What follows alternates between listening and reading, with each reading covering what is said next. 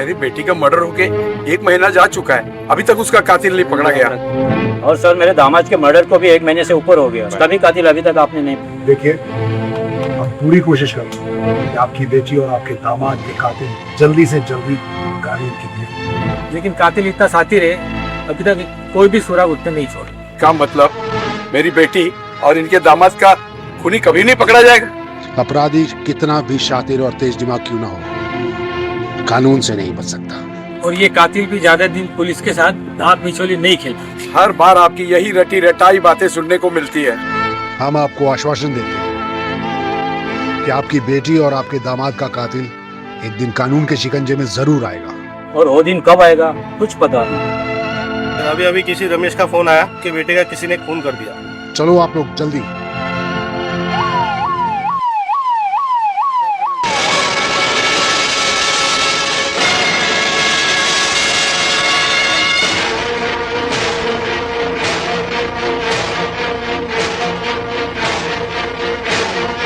ये तो वही आदमी जिसने रमेश के बेटे विनोद का खून किया है। इसका मतलब ये कोई शातिर सीरियल किलर है और इसके सीरियल किलर बनने के पीछे भी कोई ना कोई कहानी जरूर होगी और ये तब पता चलेगा जब ये पकड़ा जाएगा। यस, दोनों मर्डर केस को सॉल्व करने के लिए इस आदमी का पकड़ा जाना बहुत जरूरी है। इस आदमी की फोटोग्राफ्स सभी पुलिस स्टेशन में सर्कुलेट कर दी और न्यूज चैनल, अखबार कितने दिनों से मेरी इच्छा हो रही है कि मैं जल्दी शर्ट पहन लूं। पता नहीं कब मेरी इच्छा पूरी होगी। बेफिक्र रहो, बहुत जल्दी तुम्हारी इच्छा पूरी होगी। हमारी बहू के होते हुए हमें किसी चीज की भी कमी होने वाली नहीं है। आप थोड़ा सा सब्र रखिए। सही कह रहे हो। हेलो, किसी ने हमारे बेटे का मर्डर कर दिया है। आप कहाँ से बोल रहे हो? बंगलो नंबर 43 से। ठीक है, हम वहाँ पहुँचते हैं।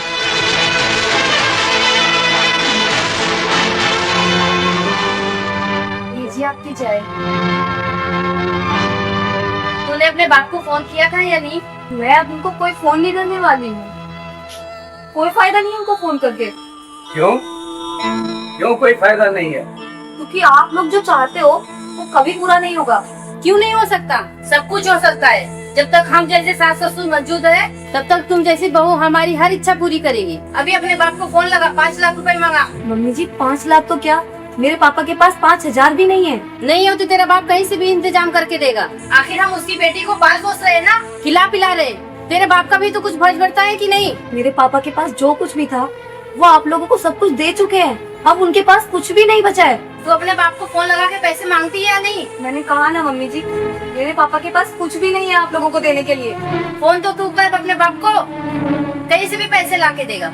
नहीं माँ जी, मैं अब पापा को बिल्कुल फोन नहीं करूँगी। देख, अगर तूने अपने बाप को फोन करके पैसे नहीं मांगी तो मैं इस घर में तेरा जीना मुश्किल कर दूंगी।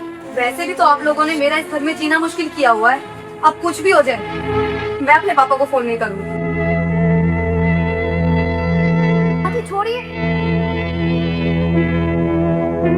फोन नहीं करेगी ना तेरे बाप को? नहीं करूँगी। नहीं करने की तू? अभी मैं बोल दी मर जा, कर तेरे बाप को फोन। नहीं मम्मी जी, मैं अपने पापा को फोन नहीं करूँगी। फोन नहीं करेगी ना तू अपने बाप को, आज के बाद तेरा खाना पीना सब बंद।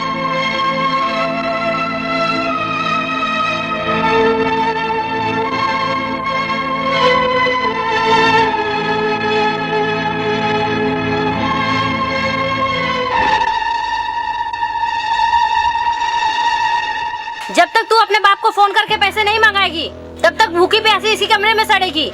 आप चाहे मुझे जान से मार दो माँ जी, लेकिन मेरे पापा के पास पैसे नहीं है। मैं उनको फोन नहीं करूँगी। पैसे नहीं है तेरे बाप के पास तो इसी कमरे में सड़ सड़ के मरेगी।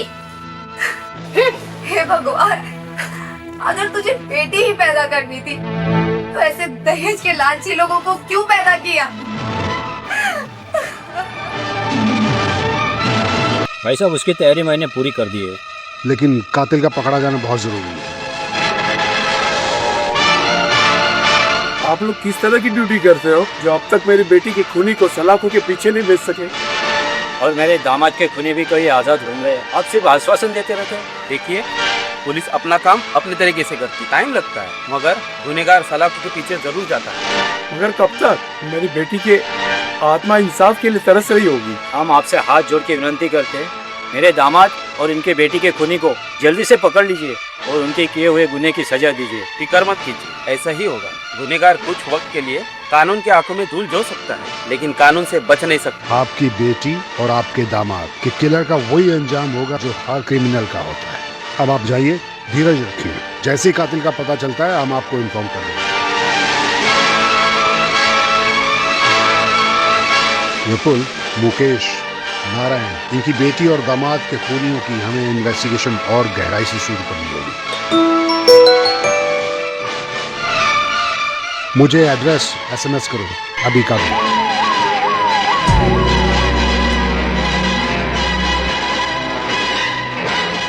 लगता है ये सीरियल किलर कहीं जाकर छूट जाता है और हमें पता भी नहीं था। यहाँ पर कोई भी रिपोर्ट जहां कोई नहीं पहुंच सकता ना, वहां कानून के हाथ पहुंचते हैं। इसीलिए बोलते हैं कि कानून के हाथ बहुत लंबे होते हैं। ये कब्र में ही होगा ना, फिर वहां से के मिलकार के नीचे बस थोड़ा सा काम अपना ध्यान से कर ले और इसको और सकते। Yes sir. गुड।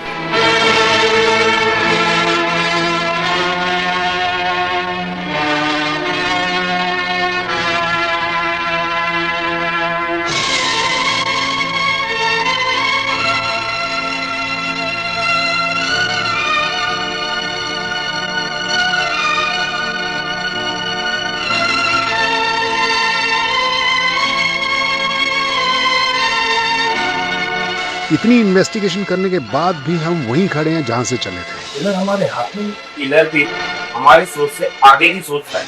आगे ही सोचने दो। जिस दिन वो हमारे हाथ लगे फिर तेरे को भी पता है तुमने क्या करना है, तेरे को भी पता है क्या करना है। लगता है भूख प्यास ने तेरा दिमाग ठीक कर दिया होगा। अब तो मुझे पूरा यकीन है कि तू फोन करके अपने बाप से 5 लाख रुपए जरूर मंगाएगी। मैं सच कह रही हूँ माँ जी, मेरे पापा के पास बिल्कुल भी पैसे नहीं है। अगर होते तो मैं फोन करके जरूर मंगाती। ये सब तो नाटक है अपने बाप के पैसे बचाने का। अभी भी वक्त है, अपने बाप को फोन लगा के पैसे मांग ले, वरना यही पड़ी पड़ी बेमौत मर जाएगी। अगर आप मुझे मरते हुए देखना चाहती हैं तो एक बार ही मुझे जेल ला के दे दीजिए ना, मुझसे आपकी जान भी छूट जाएगी। अगर सोने की अंडा देने वाली मुर्गी नहीं होती ना तू, तो मैं कब का तुझे हलाल कर चुकी होती। मुझे पता है तू थोड़ा बहुत नाटक करेगी और अपने बाप से पैसे मंगा लेगी। मैं पापा को कभी फोन नहीं करूंगी। आपको जो करना है आप कीजिए। लगता है तेरा दिमाग थोड़ा और ज्यादा ठीक करना पड़ेगा। क्या है ना, जब तक किसी मशीन की सर्विस ना हो अच्छे से काम नहीं करती।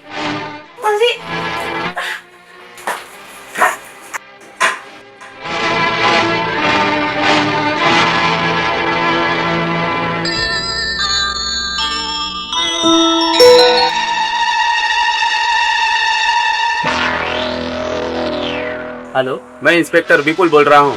नमस्ते सर। जी नमस्ते। कहिए सर, इस नाचिस को कैसे याद किया? मिलकर बात करते हैं। जल्दी से पुलिस स्टेशन आ जाओ। सब ठीक तो है ना सर? बोला ना, मिलकर बात करते हैं। ठीक है सर, मैं पहुंचता हूँ। कोई शक कोई सी बात। फिर इसको पकड़ने के लिए हमें अपना तरीका बदलना पड़ेगा। अगर ये ज्यादा दिन बाहर घूमता रहा ना, पता नहीं कितने लोगों की जान लेगा। मुझे ये इमीडिएटली लॉकअप में चाहिए।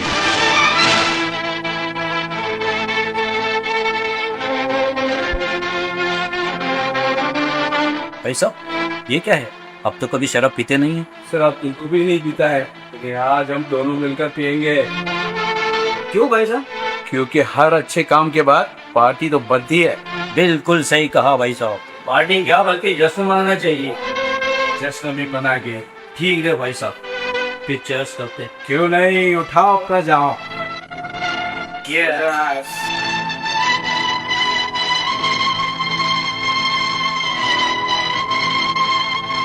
भाई साहब, कुछ चखना तो ले आते साथ में। ऐसी शराब पीना अच्छी बात नहीं होती। तू तो ऐसी बात कर रहा है जैसे तुझे रोज पीने की आदत है। मुझे तो रोज पीने की आदत नहीं है, लेकिन मैं शराब पीने वाले के साथ उठता बैठता हूँ। इस शराब के साथ कुछ मटन चिकन खाने को हो सकता।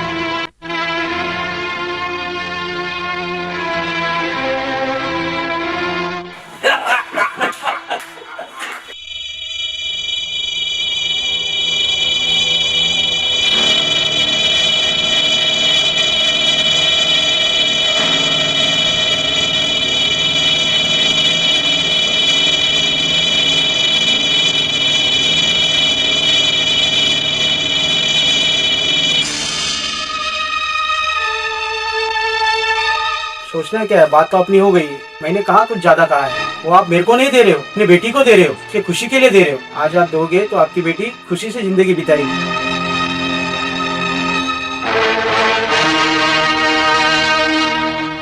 मैं जगता बोल रहा हूँ, पुलिस स्टेशन। बोलो। मेरे बेटे का किसी ने खून कर दिया है।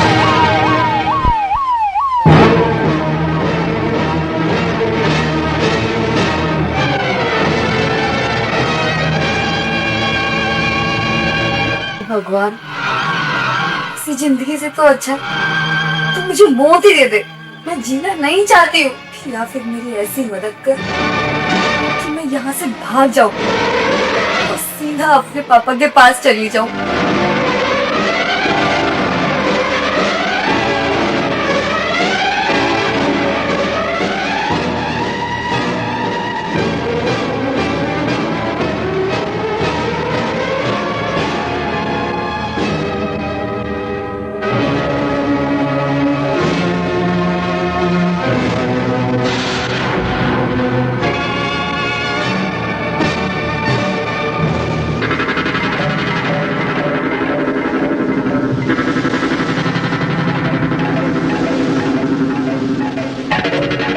ये कन्हुई तो खिड़की से भाग गई, अब क्या करूं?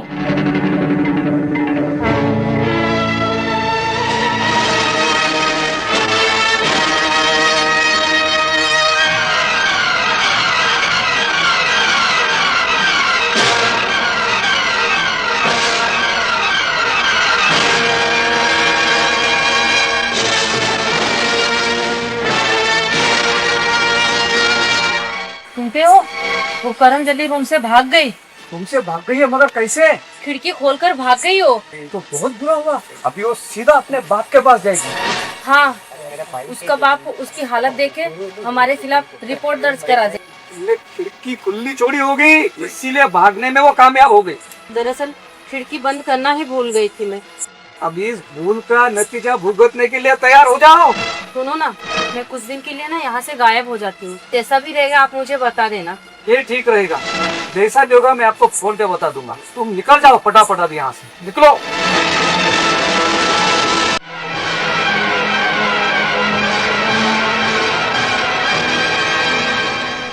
इतनी रात को कहाँ भागी जा रही थी? तुम्हारे माँ बाप ने मेरा जीना मुश्किल किया हुआ है। बार बार मुझे बोलते हैं तेरे पापा को फोन करके पैसे मांगा, लेकिन राजेश अपनी माँ की कसम खा के बोल रहे तेरे पापा के पास कोई पैसे नहीं है तुम्हें देने के लिए। मैं तुम्हारे साथ कुछ भी गलत नहीं होने दूंगा। मुझे पता है राजेश, जब से तुम शहर गए हो तब से मुझे मेरे पापा के पास नहीं जाने दिया जा रहा है। कई दिनों से मुझे भूखे प्यासे तुमने बंद कर रखा है।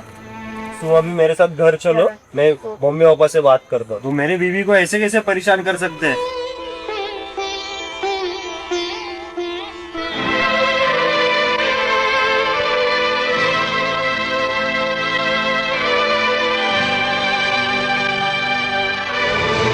पता नहीं शिवानी कहाँ गई होगी, तो उसके पापा के पास पहुंच गई हो। कहीं ऐसा ना हो जाके पुलिस केस कर दे, ऐसे तो फंस जाएंगे।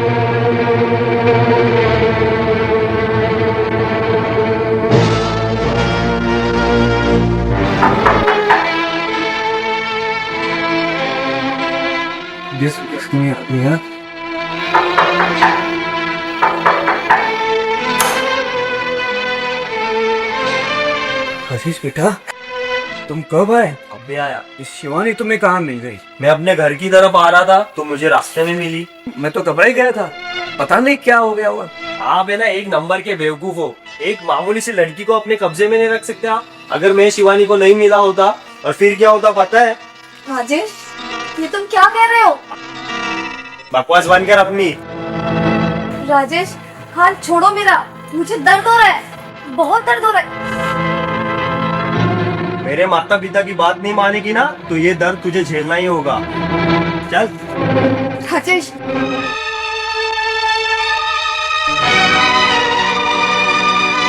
जब तक तू अपने बाप से 5 लाख रुपए नहीं मंगाएगी ना तब तक इस रूम से बाहर नहीं निकलेगी। तुम भी अपने माँ बाप की तरह पैसों के लालची हो। मैं लालची नहीं हूँ। एक दामाद का हक होता है कि उसके सास ससुर उसे कभी पैसे की कमी महसूस ना होने दे। तुम्हारा तो पूरा परिवार ही पैसों का लालची है।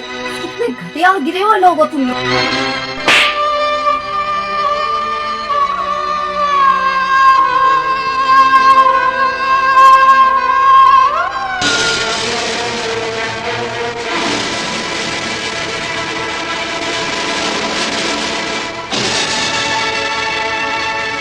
Hello, police station. हेलो, मैं इंस्पेक्टर विपुल बोल रहा हूँ। सर, हमारे पड़ोसी के घर के पीछे एक महिला की लाश पड़ी है।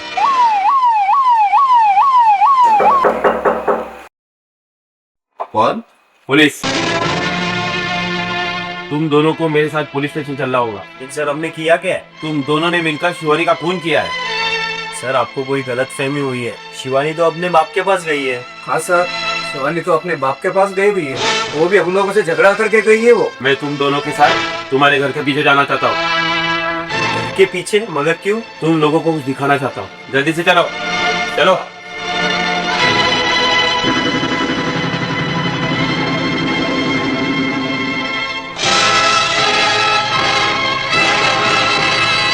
तुम्हारी बहू तो अपने बाप के पास गई थी ना, फिर ये बॉडी यहाँ कैसे आई तुम्हारे घर के पीछे? साहब, हमारे तो कुछ भी समझ में नहीं आ रहा है। जरूर किसी ने शिवानी का मर्डर किया है साहब। किसी ने नहीं, बल्कि तुम दोनों ने मिलकर शिवानी की जान ली है।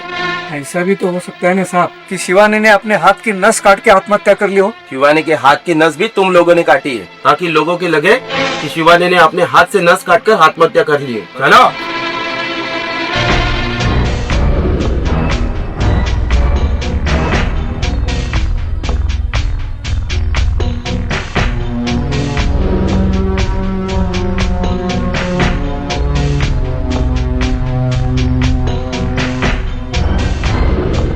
तूने तेरे बाप को कॉल किया?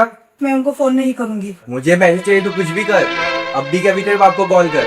मैं नहीं करूंगी, तो ऐसे ही उनके पास पैसे नहीं है, उनकी तबीयत इतनी खराब रहती है, समझने की कोशिश करो। मेरे पास समझने का टाइम नहीं है, मुझे कुछ भी करके कल गाड़ी खरीदती, मुझे पैसा चाहिए। फोन लगा तेरे बाप को। मैं नहीं लगाऊंगी फोन। अगर तू नहीं लगाएगी मैं तुझे जान से मार दूंगा। अरे तुम क्या मारोगे, मैं खुद अपनी जान दे दूंगी। हाँ तो जाते जा।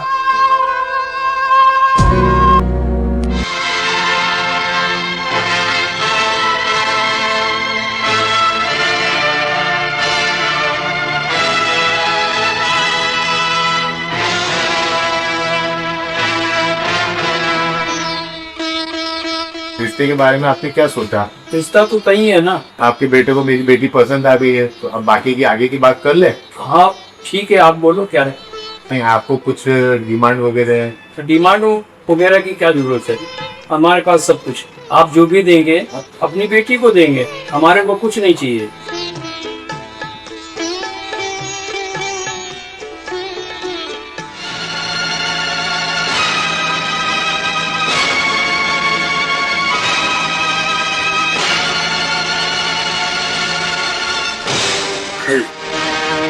सर, आप मुझे आज बता ही दीजिए कि मेरे दामाद और उनकी बेटी के खूनी को आप पकड़ पाएंगे या नहीं?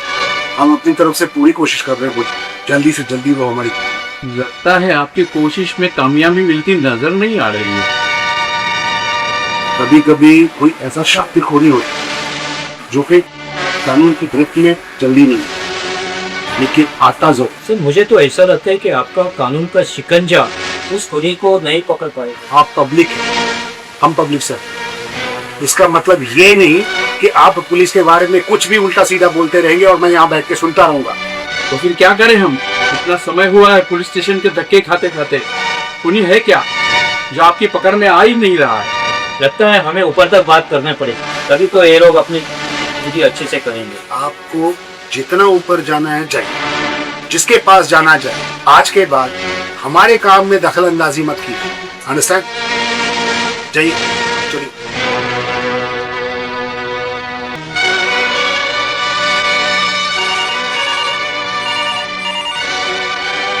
हेलो सर, मैं बिमला बोल रही हूँ, मेरे पिता सुजीत का खून हुआ है। ठीक है, आप एड्रेस लिखवाइए, हम अभी पहुँचते। बिल्कुल, एड्रेस लिख। जी सर। हाँ हाँ बोलिए।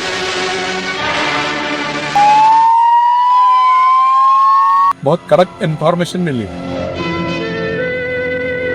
बोलो ना भाई साहब, क्या है ऐसा इन्फॉर्मेशन? वही जो अपना मिशन है ना, फिर चलते हैं ना आज रात को। इसलिए तो ये मिशन हमने हाथ में लिया है। करते हैं फिर तैयार।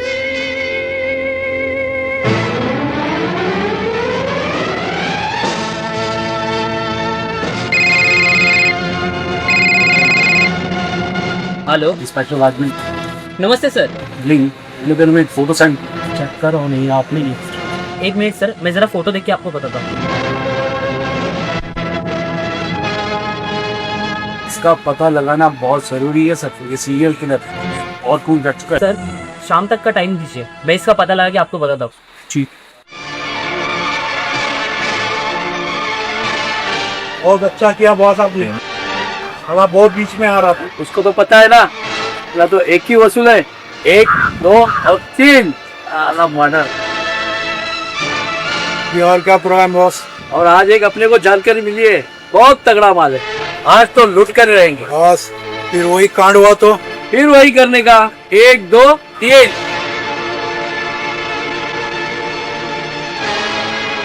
ठीक है बॉस, मिलते हैं रात को।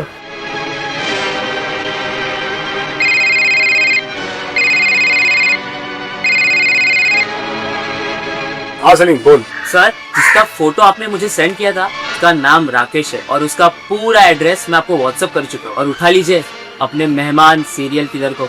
ठीक है, थैंक यू सलीम।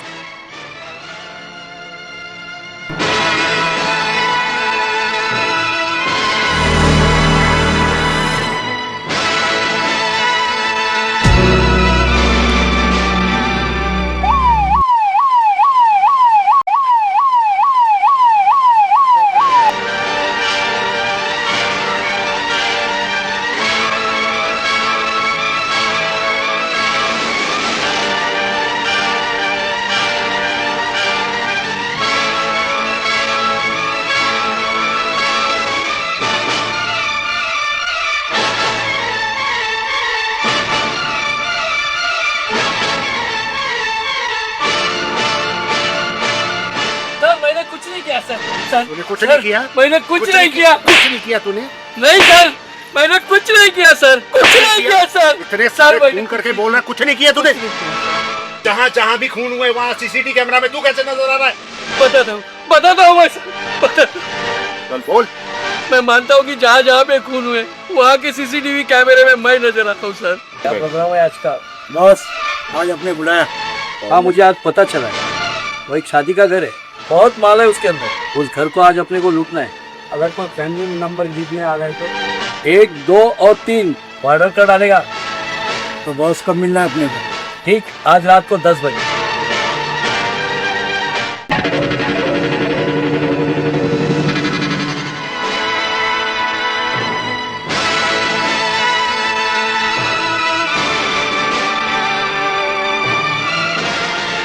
लेकिन किसी का भी मर्डर मैंने नहीं किया सर। मैं एक छोटा मोटा चोर हूँ सर।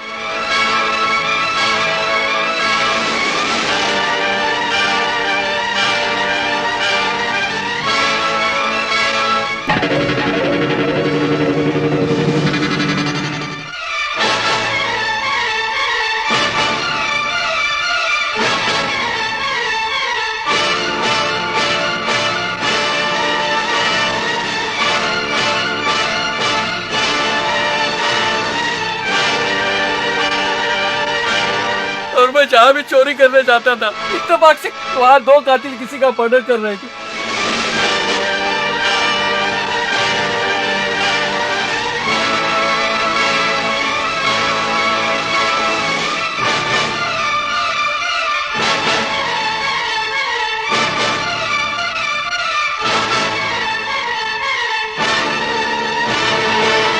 सर ये मेरे साथ इत्तेफाक से हुआ है सर।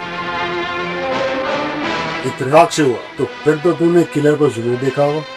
नहीं सर, मैं पूरी तरह डर गया था सर और मैं वहां से भाग गया था सर। देख, अगर तू सच बोल रहा है हाँ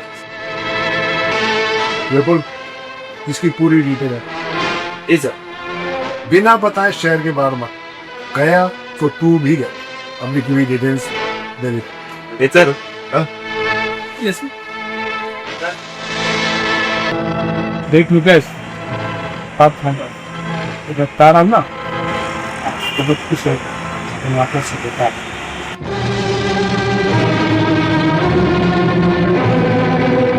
सर क्या सोच रहे हैं आप?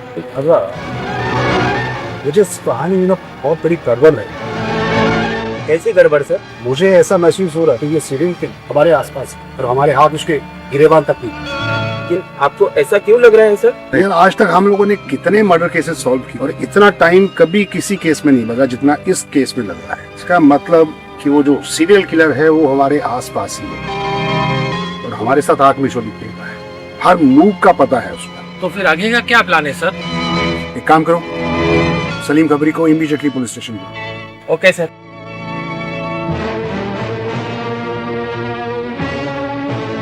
हेलो सलीम।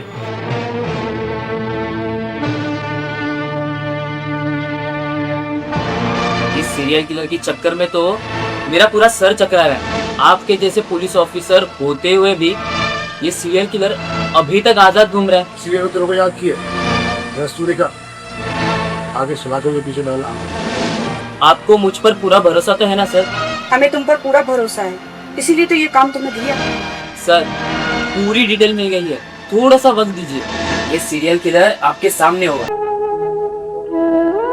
इससे तो अच्छा होता मैं खुद ही अपनी जान दे देती। वैसे भी तो जीने का कोई हक नहीं है, क्योंकि तेरे बाप के पास हमको देने के पैसे भी नहीं है। वैसे भी तो जी के करेगी क्या? चिंता मत करो, मैं खुद ही अपनी जान दे दूँ। वही सही रहेगा तेरे लिए। मेरे मरने के बाद तुम अपनी दूसरी शादी कर लेना। तुम्हारे तो हजराती किसको है? भाई साहब, ये जो हम लोग कर रहे हैं ना, उसमें मेरा मन नहीं मान रहा। देख मुकेश, ये जो कुछ भी हम कर रहे हैं ना, इस समाज की भलाई के लिए कर रहे हैं। इसमें कुछ गलत वलत नहीं है। देख, यही एक तरीका है इन लोगों को समझाने का।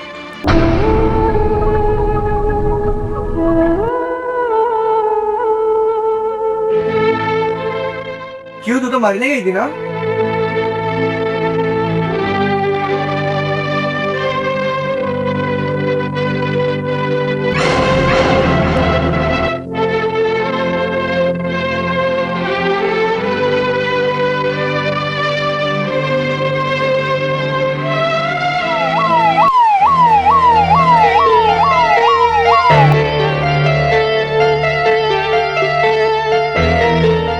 ये रहा वो सबूत जिसके जरिए आप सीरियल किलर को बड़े आराम से पकड़ सकते हो। बल्कि मैं तो यूं कहूंगा कि पकड़ क्या सकते हो, इन सीरियल किलर से तो आपकी आए दिन मुलाकात होती रहती है।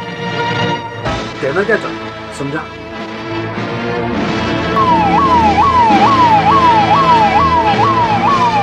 अच्छा, तो ये सारे मर्डर तुम दोनों भाइयों ने मिलके किए है ना?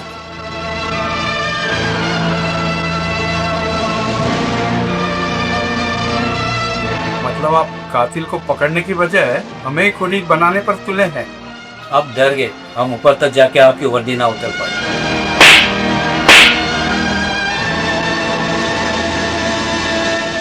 ये हथौड़ा तुम दोनों भाइयों के रूम में से मिला है, जिससे तुमने ये सारे मर्डर किए हैं। क्या साहब, आप कहीं से भी हथौड़ा लाकर हमारे सामने रख देंगे तो क्या हम लोग खूनी साबित हो जाएंगे?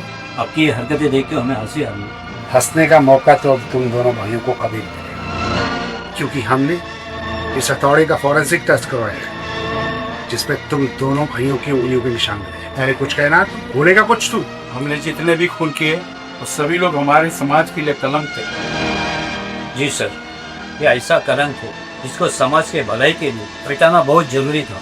क्या कहना चाहते तुम दोनों? एक सवाल करना चाहते आपसे। कैसा सवाल? जब कोई मच्छर हमारा खून चूसता है हम क्या करते हैं? जाहिर सी बात है, उसको मार देते हैं। और क्या करते हैं? और घर में ज्यादा मच्छर पैदा ना हो, उसके लिए हम लोग मच्छर मारने की दवा घर में छिड़कते हैं। तुम दोनों कहना क्या चाहते हो? जिन लोगों को हमने मारा है वो एक खून चूसने वाले मच्छर से भी ज्यादा खतरनाक है, और इनको खत्म करने की कहानी तब शुरू हुई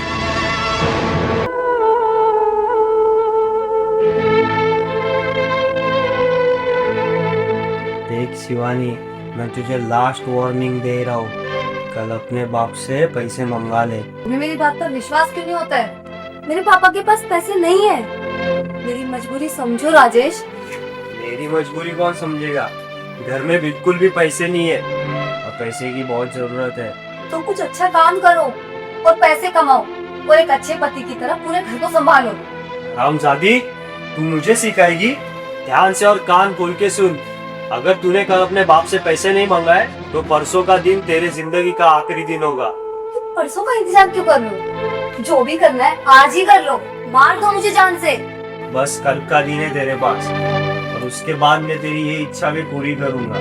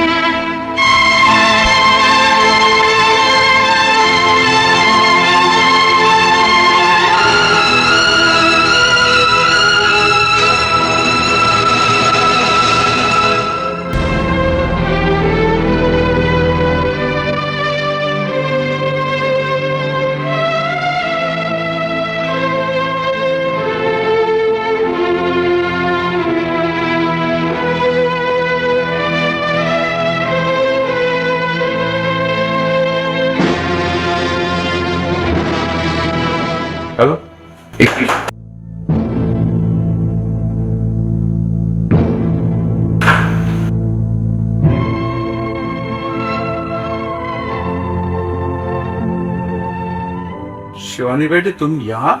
हाँ पापा, अब मैं उस घर में कभी वापस नहीं जाऊंगी। लेकिन हुआ क्या मेरी बच्ची? पापा वो लोग मुझे बहुत मारते हैं, बार बार पैसे की डिमांड करते हैं। कोई बात नहीं बेटी, मैं उन्हें पैसा दे दूंगा। कितना पैसा मांगा है उन्होंने?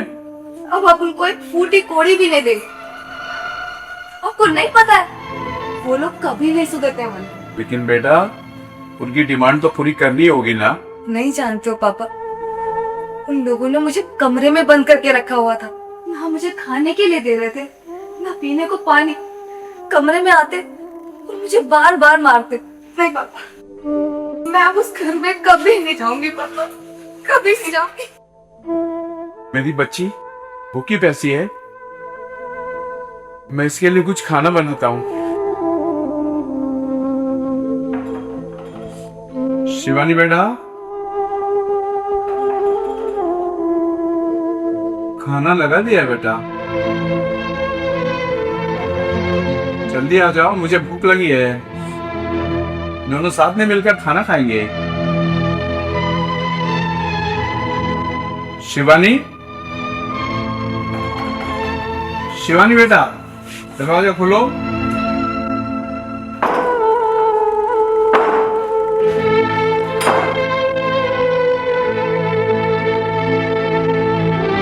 शिवानी बेटा, बेटा उठ। शिवानी बेटा, क्या हुआ तुझे? क्या हुआ तुझे बेटा? शिवानी बेटा, शिवानी बेटा, ये क्या किया तूने बेटा? शिवानी, शिवानी बेटा।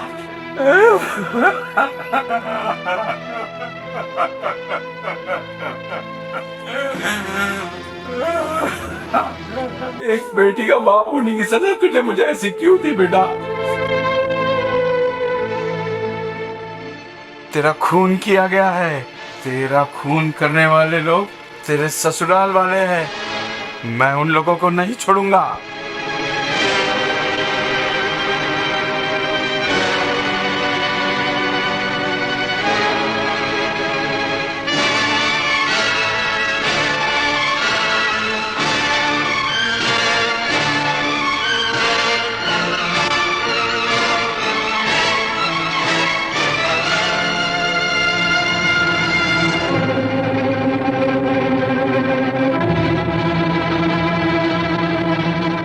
मैंने पुलिस को फोन किया और पुलिस ने चंदन राजेश को शिवानी के खून के इल्जाम में गिरफ्तार कर लिया। और जिस बेटी के कातिल को तुम पकड़वाना चाहते हो, वो कौन सी बेटी? वो मेरी बड़ी बेटी थी विनीता। का खून दहेज ना देने की वजह से उसके ससुराल वालों ने कर दिया था। और सर, जिस दामाद के कातिल को मैं पकड़वाना चाहता था, उस दामाद का खून मैंने अपने हाथों से किया। मगर क्यों?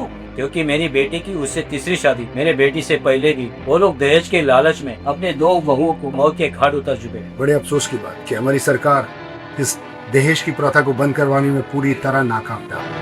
इसलिए हम दोनों भाइयों ने दहेज के लालची लोगों को सबक सिखाने की कसम खाई और अपना मिशन शुरू कर दिया। अच्छा, आप दोनों को पता कैसे चलता था कि किस घर में दहेज की मांग की जा रही है? सबके बारे में पता करना बहुत मुश्किल काम, लेकिन किसी एक घर का भी पता हमें लगता तो हम अपने काम को अंजाम देने का प्लान शुरू कर देते। इसकी शुरुआत मैंने अपने दामाद विनोद से की।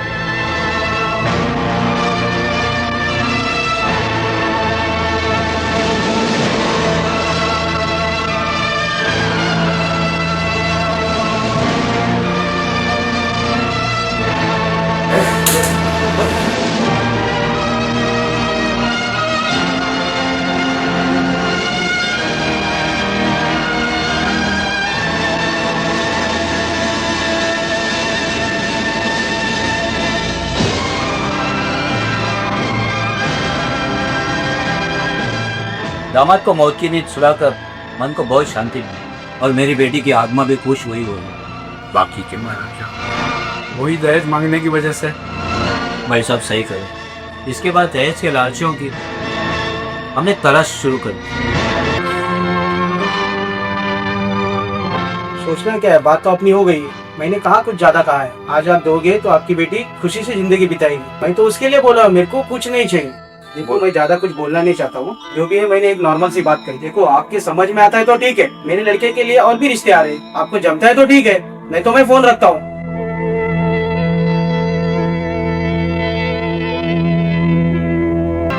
साहब, इतना सुकून मिल रहा है इस दहेज के लालचियों को मारने के बाद।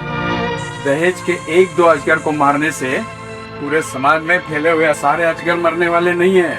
हमें जहाँ जहाँ भी पता चलेगा ये दहेज के नाग अपना फन फैला रहे, हम इन नागों के फनों को कुचल डालेंगे। सही बात है मुकेश। अब हमारे जिंदगी का सिर्फ एक ही मकसद है, हम दहेज के लालची लोगों के दिलों में इतना डर पैदा कर देंगे, दूसरों की बेटियों को बेमौत मरने से मजबूर ना करें। जी भाई साहब, और दहेज मांगने की उनकी हिम्मत भी ना हो। हम तो अपने बेटियों को दहेज की बलि चढ़ा चुके हैं, लेकिन अब जितना हो सकेगा किसी की भी बेटी को दहेज की सूली चढ़ने नहीं देंगे।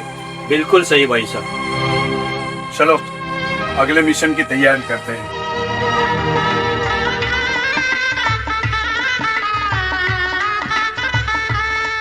हमारे पास सब कुछ, आप जो भी देंगे अपनी बेटी को देंगे, हमारे को कुछ नहीं चाहिए। नहीं, अपनी ऐसी कोई डिमांड नहीं है। बस सिर्फ मैं ये चाहता हूँ कि आप उसको 10 लाख रुपए दे देना। आप मेरे को थोड़ी दे रहे हो, अपनी बेटी के लिए दे रहे हो। अगर आप उसको दोगे तो कल तेरा बेटा कोई धंधा डालेगा, उससे कमाई होगी, आपकी बेटी मेरा बेटा सुखी जीवन गुजारेंगे। हाँ ठीक है, जैसा हो भी हो मुझको बताओ।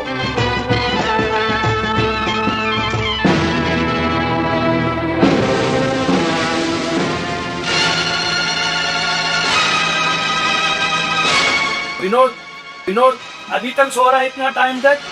हेलो प्लीज, मैं रमेश बोल रहा हूँ। मेरे बेटे विनोद का किसी ने खून कर दिया है, आप जल्दी आइए।